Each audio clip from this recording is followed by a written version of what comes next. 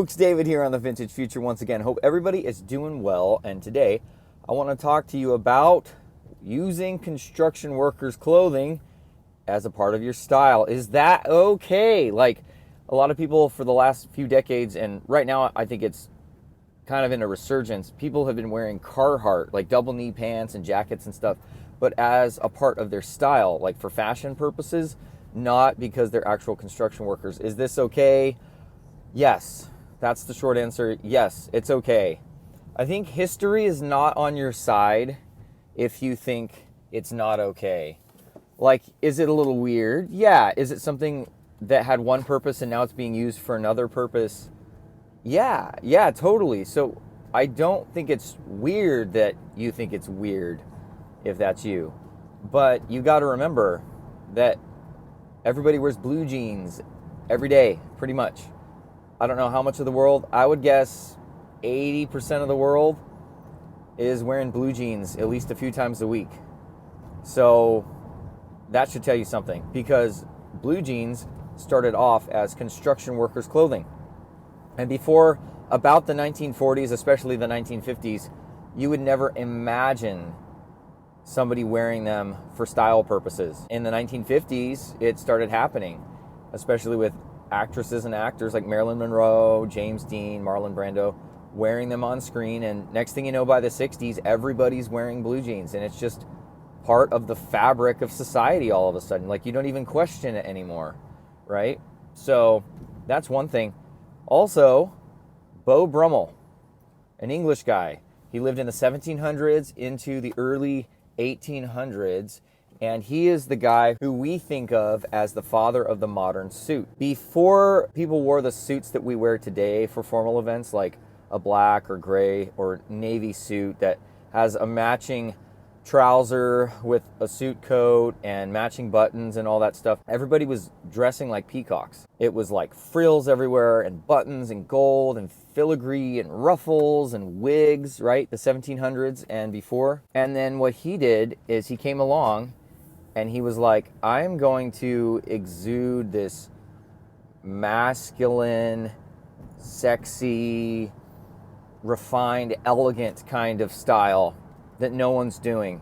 And so he did what in the time period was considered outrageous. He took off everything that was extraneous. He took off a bunch of the ruffles and the gold buttons and the filigree and all the bright colors and everything. And he wore these really tight, what were really kind of like pantaloons in like a tan color, really, really tight. And he wore like dark navy or maybe like a black coat. He did away with the wig and all the stuff. You know, so instead of looking like King Louis XIV, the Sun King, this guy looked a lot more like what we would look like these days, with obviously some differences because of the time period. And he was ridiculed for it, but eventually it caught on, and that is what eventually led to all of us having the suit that we have now, which is a lot more tame, and it's a lot more about like the subtlety of things and all that. But if you're the person that's like, oh no, we can't ever try anything new, then history's just not really on your side. Like, a lot of the things that we know and love, we have literally because somebody broke out of the mold. And don't get me wrong, I traditionally have been the guy who in my personal life, when somebody does something new, I'm like, dude, this is ridiculous. Like, there was this resurgence, I want to say about 10 years ago, of people wearing sneakers with their suits and stuff like that.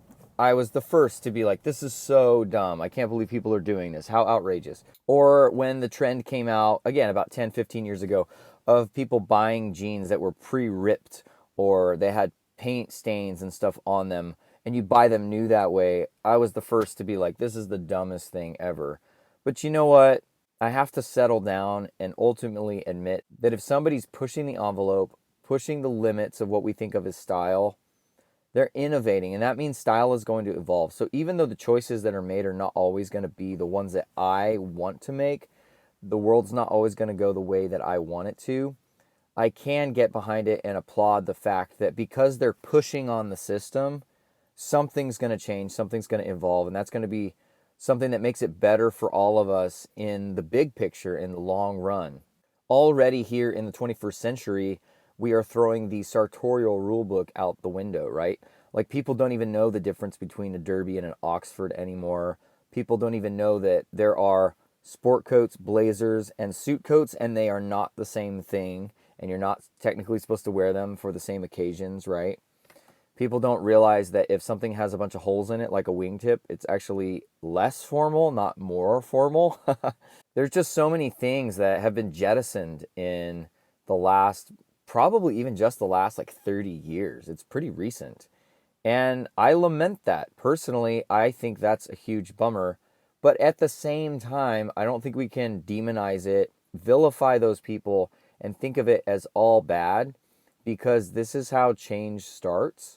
And the future might not be exactly the one we wanted, but there are going to be some unexpected good things about style in the future. And so, like, even if you look at some of the decades that not everyone looks back on fondly, like maybe that's the peacock era of the 60s, or maybe that's like the wild hippie era of the 70s, or the really like raw, indie punk rock kind of vibe and culture of the 80s, or pop rock culture of the 80s. Some people may not look back on windbreakers with a lot of affection in their heart, but ultimately all those things are experiments that people do leading to some other really good things that came about. So you can't really disconnect present style from past mistakes. It's just like anything. Like, to get a sports team to where it needs to be, some mistakes have to be made along the way. For an inventor to make the invention that they ultimately become famous for, they have to have mistakes that they've made along the way, trying certain things that didn't work out. And so it's the same with style as humanity. I don't think you can separate the mistakes from the good things. And I think people want to do that. I think people want to have a perfect score. And I think some of that's about ego. They want to say that I got it right and I never had any weird iterations of my style, or my culture or my country or my subculture never went through any weird iterations of style. And it's like, you know what, just like anything in life, that is a really unrealistic expectation. I think we have to applaud the mistakes, not because they're mistakes, because mistakes are mistakes, they're bad, but because we know that when we're making mistakes, we are trying. And if we're trying, we're going to get somewhere. And so I think if somebody wants to wear Carhartt, and this comes from somebody who was in construction for like 15 years of his life, let him do it. I think that's cool. I'm not going to get all weird about it and be like, that's what I wore when I was in construction. How dare you? I think that that's a really cool thing, and it's going to lead some cool places. So let me know what you think. There's probably some counterpoints too, but that's kind of where I land on the issue. As I always say, let your things take your place is more important than the things themselves. We'll see you next time.